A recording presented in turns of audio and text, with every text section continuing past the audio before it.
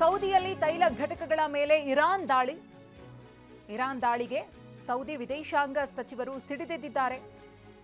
ತಾಳ್ಮೆಗೂ ಒಂದು ಮಿತಿ ಇದೆ, ನಮ್ಮ ತಾಳ್ಮೆಯನ್ನ ಕೆಣಕಬೇಡಿ ಅಂತ ಹೇಳಿ ಖಡಕ್ ಸಂದೇಶವನ್ನ ಕೊಟ್ಟಿದ್ದಾರೆ ಸೌದಿ ವಿದೇಶಾಂಗ ಸಚಿವರು.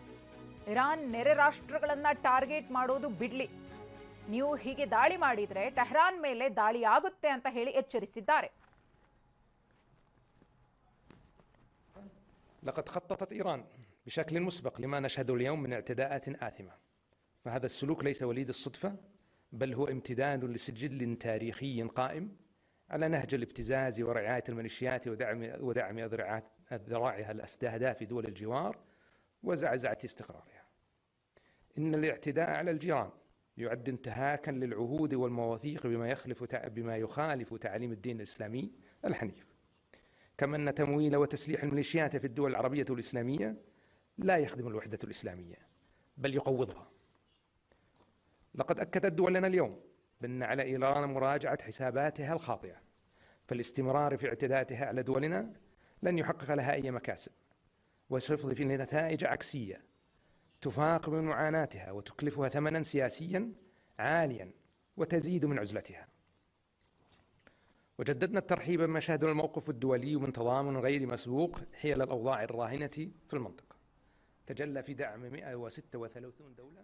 ಮತ್ತಷ್ಟು ಮಾಹಿತಿಯನ್ನ ಕೊಡ್ತಾರೆ ನಮ್ಮ ಪ್ರತಿನಿಧಿ ಹರೀಶ್. ನಾವು ಗಮನಿಸ್ತಾ ಇದ್ದೀವಿ ಏನಾಗ್ತಿದೆ ಅಂತ ಹೇಳಿ. ಇದರ ಜೊತೆಗೆ ಇದೀಗ ಸೌದಿ ವಿದೇಶಾಂಗ ಸಚಿವರು ಕೂಡ ಇರಾನ್ಗೆ ಎಚ್ಚರಿಕೆಯನ್ನ ಕೊಟ್ಟಿದ್ದಾರೆ.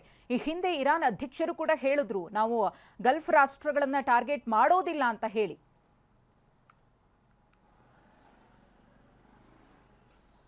ಹೌದು ಮಧುಶ್ರೀ, ಈ ರೀತಿಯಾದಂತಹ ದಾಳಿ ಪ್ರತಿದಾಳಿಗಳು ನಡೀತಾ ಇದೆ. ಇರಾನ್ನ ವಿರುದ್ಧ ಸೌದಿಯಲ್ಲಿರ್ತಕ್ಕಂತಹ ವಿದೇಶಾಂಗ ಸಚಿವರು ಇವತ್ತು ಸಭೆಯನ್ನ ಮಾಡಿ ಇರಾನ್ಗೆ ಎಚ್ಚರಿಕೆಯನ್ನ ಕೊಟ್ಟಿದ್ದಾರೆ. ನಾವು ಮಿಲಿಟರಿ ಕಾರ್ಯಾಚರಣೆಯನ್ನ ಮಾಡಬೇಕಾಗುತ್ತೆ, ನಮ್ಮ ತೈಲ ಘಟಕಗಳನ್ನ ಗುರಿಯಾಗಿರಿಸಿಕೊಂಡು ಇರಾನ್ ಏನಾದರೂ ದಾಳಿ ಮಾಡಿದ್ದೆ ಆದಲ್ಲಿ ನಾವು ಟೆಹರಾನ್ ಅನ್ನ ಗುರಿಯಾಗಿರಿಸಿಕೊಂಡು ದಾಳಿಯನ್ನ ಮಾಡಬೇಕಾಗುತ್ತೆ ಅನ್ನುವಂಥ ಎಚ್ಚರಿಕೆಯನ್ನ ಕೊಟ್ಟಿರುವಂತಹದ್ದು. ಇಡೀ ಕೊಲ್ಲಿ ರಾಷ್ಟ್ರಗಳು ಎಚ್ಚರಿಕೆಯನ್ನ ಕೊಟ್ಟಿವೆ.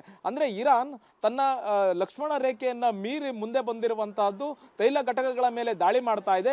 ಇದನ್ನ ನಾವು ಇನ್ನ ಸಹಿಸಿಕೊಳ್ಳಿಕ್ಕೆ ಆಗೋದಿಲ್ಲ ಅನ್ನುವಂಥ ಎಚ್ಚರಿಕೆಯನ್ನ ಸೌದಿ ಅರೇಬಿಯಾ ಕೊಟ್ಟಿರುವಂತಹದ್ದು. ನಾವು ಇರಾನ್ ವಿರುದ್ಧ ಮಿಲಿಟರಿ ಕಾರ್ಯಾಚರಣೆಯನ್ನು ಆರಂಭಿಸಬೇಕಾಗುತ್ತೆ, ಇಸ್ರೇಲ್ ಜೊತೆ ಸಾಥ್ ಕೊಡಬೇಕಾಗುತ್ತೆ ಅನ್ನುವಂಥ ಎಚ್ಚರಿಕೆಯನ್ನ ಕೊಟ್ಟಿರುವಂತಹದ್ದು. ಇದರ ಮಧ್ಯೆ ಇರಾನ್ 3 ರಾಜಕೀಯ ಕೈದಿಗಳನ್ನ ನೇಣುಗಂಬಕ್ಕೆ ಏರಿಸಿರುವಂತಹದ್ದು. ಬಹು ಮುಖ್ಯವಾಗಿ ಜನವರಿಯಲ್ಲಿ ದೊಡ್ಡ ಪ್ರತಿಭಟನೆ ನಡೆದಿರುತ್ತೆ. ಪ್ರತಿಭಟನೆ ನಡೆದಂತಹ ಸಂದರ್ಭದಲ್ಲಿ ಪ್ರತಿಭಟನಾಕಾರರು ಇರಾನ್ನ ಭದ್ರತಾ ಸಿಬ್ಬಂದಿಗಳನ್ನ ಹತ್ಯೆ ಮಾಡಿರ್ತಾರೆ. ಸುಮಾರು 800 ಜನರನ್ನ ರಾಜಕೀಯ ಕೈದಿಗಳನ್ನಾಗಿ ಇರಾನ್ ಬಂಧಿಸಿರುತ್ತೆ. ಆವಾಗ ಅಮೆರಿಕ ಅಧ್ಯಕ್ಷ ಡೊನಾಲ್ಡ್ ಟ್ರಂಪ್ ಅವರು ಮಧ್ಯಪ್ರವೇಶನ ಮಾಡಿರ್ತಾರೆ.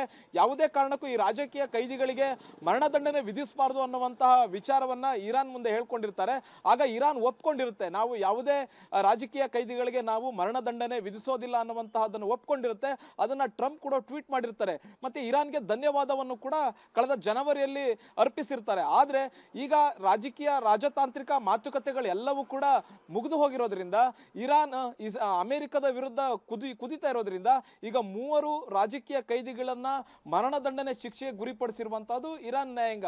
ಈಗ ಬಹು ಮುಖ್ಯವಾಗಿ ಅಮೆರಿಕ ಯಾವ ರೀತಿಯಾದಂತಹ ತಿರುಗೇಟನ್ನ ಕೊಡುತ್ತೆ, ಇರಾನ್ಗೆ ಯಾವ ರೀತಿಯಾದಂತಹ ಈ ಅಮೆರಿಕದ ಮನವಿಯ ಮಾಡಿದ್ರು ಕೂಡ ರಾಜಕೀಯ ಕೈದಿಗಳಿಗೆ ಶಿಕ್ಷೆಯನ್ನ ಕೊಟ್ಟಿರೋದ್ರಿಂದ ಅಮೆರಿಕ ಇದನ್ನು ಯಾವ ರೀತಿಯಾಗಿ ನೋಡುತ್ತೆ ಅನ್ನುವಂಥದ್ದನ್ನ ಕಾದು ನೋಡಬೇಕಾಗಿದೆ ಮಧುಶ್ರೀ. ಧನ್ಯವಾದ ಹರೀಶ್.